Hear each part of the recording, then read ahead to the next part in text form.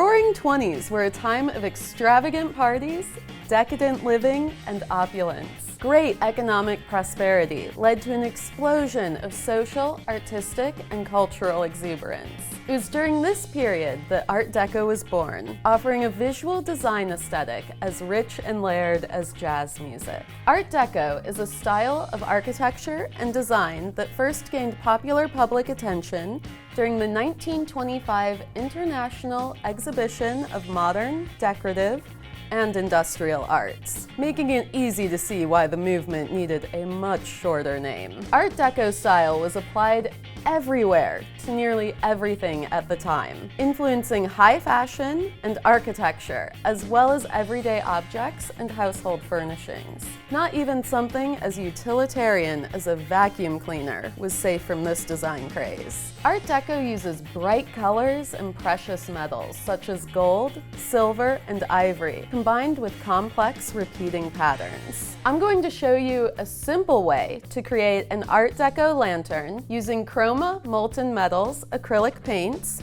to gild an Art Deco pattern onto translucent Yupo paper. Yupo is a plastic paper that will give the lantern a strong support structure. Begin by folding the Yupo paper to create a desired lantern shape, a star, triangle, or a circle, which needs no fold. I am going to make a square. Yupo is very strong and thick, so go over it a few times with your finger. This is going to help show where to line up the pattern. It makes assembly go more smoothly in the end. At this point, the folds are more like guidelines and make it easier to assemble the lantern in the end. I'm leaving a 1/2-inch tab at one end. And this is to attach one side to the other. To start, you need an Art Deco design, something with a bold, repeating shape. And I have one here. Place your drawing underneath your Yupo paper. Tape both sheets to your working surface, or a piece of chipboard or cardboard works well. This allows you to more easily move the piece while it's drying.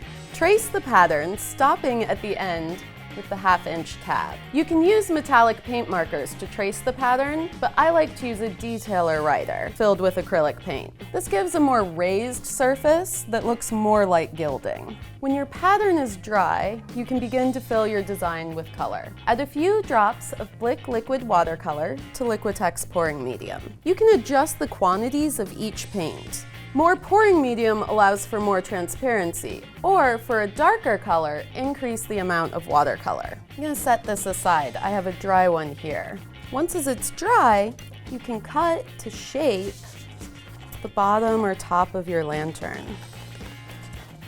This could have scalloped edges. You can just follow the contour of the pattern you've made. Then, using double-sided tape, connect the two sides.